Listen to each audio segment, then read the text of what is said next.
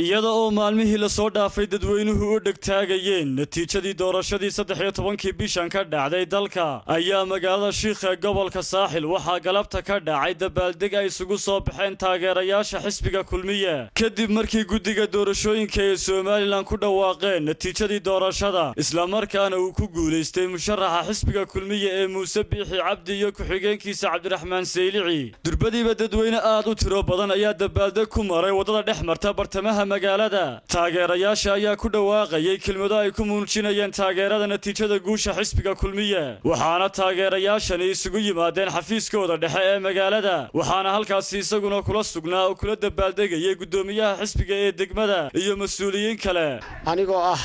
gudoomiyaha degmada Sheekh ee xisbiga kulmiye waxaan maanta halkan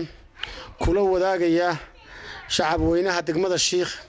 farxadda munaasabada xafladda guusha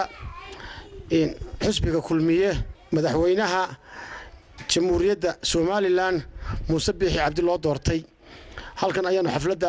iyo munaasabada qiimaha iyo qaayaha leh aanu kula wadaagaynay dadweynaha iyaga degmada Sheekh halkan waxaan hambalyo aan uga dirayaa madaxweynaha jamhuuriyadda Soomaaliland Muuse Biixi Cabdi ayaan halkan hambalyo uga dirayaa waxaan leeyahay cisi iyo wanaag caafimaad ku hano xilka lagu dhiibay